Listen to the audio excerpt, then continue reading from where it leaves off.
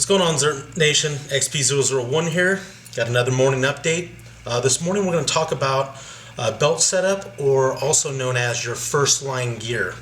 So we're going to go over right now. This is an S.O.E belt from John Willis. He custom made it with the black and red stitching for me. These are made in the US. The best thing about these belts, what John does, is actually does female hook and loop on the inside, so you can run an inner belt around your pants with male Velcro and then throw that belt on, and it prevents it from slipping and sliding.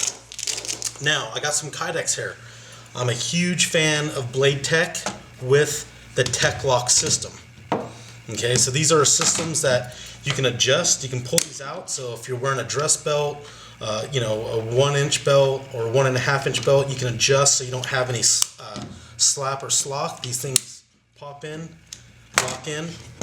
This is a 19 with a simple tension adjustment with 2 screws. Now, I'm a real big fan of these as well. It's a single mag pouch with a Tech Lock system, also with adjusters.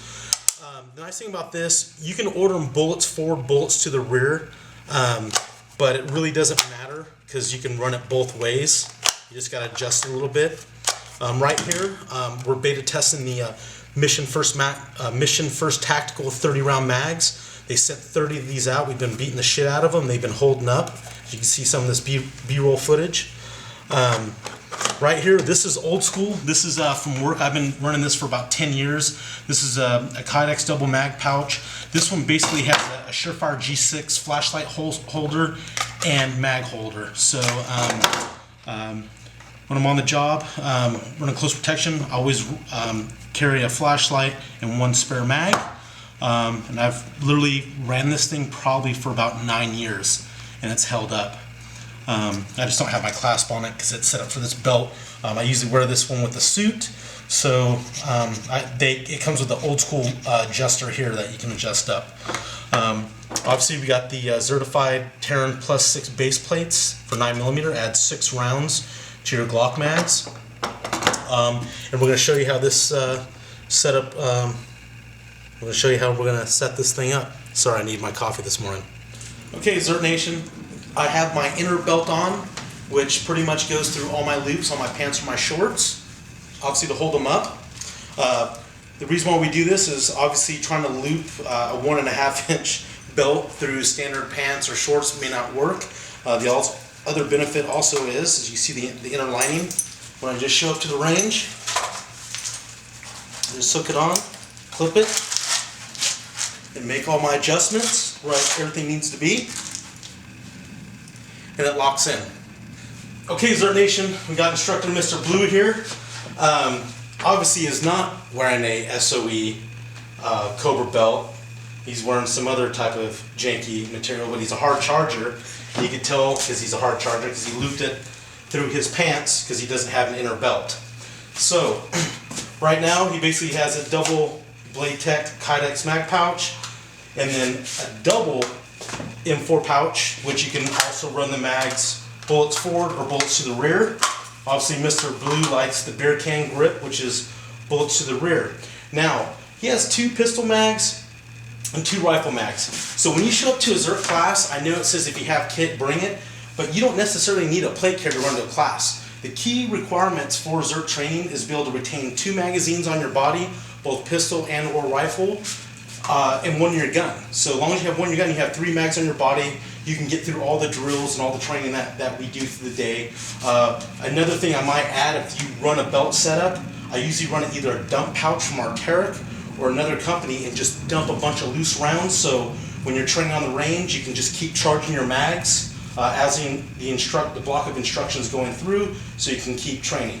Another reason I want to talk about first line gear is first line gear is very important to have something to sustain, you know, basically a firefight on your belt system. Having a plate carrier, let's say you had to shed the plate carrier, or let's say you rolled your vehicle and you had to shed it to get it out, you still have a fighting load system on your body to stay in the fight. I hope that that makes sense to you guys. And also for you guys that concealed carry, shoot competition, the whole 9 yards, the way you your basic mechanics of doing everything off your belt system is going to build better muscle memory than trying to slip back of having a pistol rig on your chest, all your mag stuff on your plate carrier. So it's building consistency in your mechanics, and having a first line belt system set up with a pistol, 2 mag pouches, or 1 or 2 rifle mags is easy, because you're building all those basic mechanics off your first line gear. And then what you could do is, if you do run a plate carrier, you start feeding from the plate carrier into your belt system as you start cycling through mags. Is there anything you want to add, Mr. Blue? Yeah, so right now I'm using the Blade Tech 511 thumb drive holster. When I'm teaching classes or doing anything combat related or tactical related, I like to use some sort of retention system on my holster. I'm not shooting competition, so I don't want to just have a free flowing holster like XP001 has here, right? Because my primary is going to be my rifle, so I'm not going to have my hands on my pistol. If I end up running around, I don't have to worry about it. It's not going to fall out of my holster. All right, so I'm just using again, a Blade Tech thumb drive. All right, you can buy it through 511. It's got a push button thumb, so when I go to grab it, all right, I'm automatically pushing my thumb down on it, and it's releasing, letting me draw. Okay, and real quick, explain the offset mount. Why you have this offset mount here? All right, so I'm running a drop-in offset bracket, again by Blade Tech as well.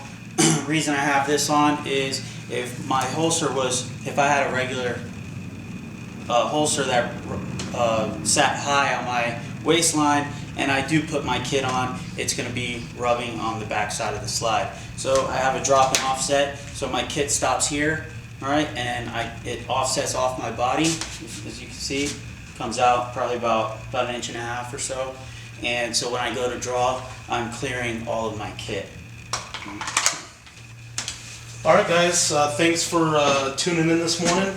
We're going to go downstairs and grab some coffee. Like I said, for those of you Z.E.R.T training, we don't want you to dump a lot of money on gear. We want you to invest in training, because we know coming out to courses, you got ammo costs, fuel costs. Some of you guys are traveling from out-of-state hotels, and of course the cost of the course. So going to Blade Tech and buying a few pouches, and we're real big on Kydex holsters. We've had massive problems with nylon holsters in the past, because basically they're universal fit.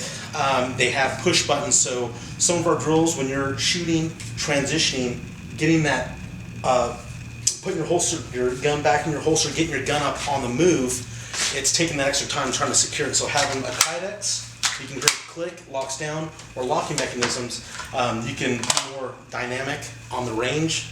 I hate using that word, but the fact is that we've seen guns come out of nylon holsters and tumble down the range, which is a huge safety issue for us. So, these are, anywhere from $40 to $80 for a Kydex. They lock in, they're secure, and they'll last you forever. This Blade Tech stuff, like I said, I've had for almost 9 years working in the executive protection industry, and they hold up. So big kudos out to the Blade Tech.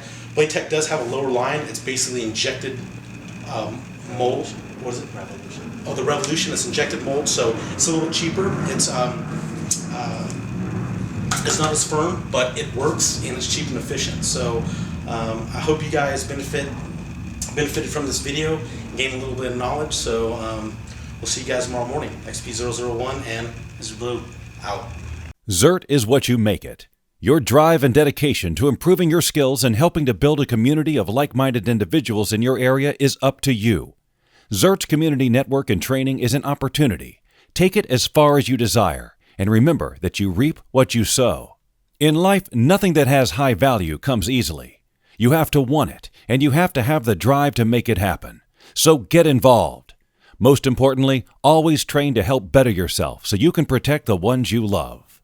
ZERT is not just an organization. It's a lifestyle. ZERTNation.com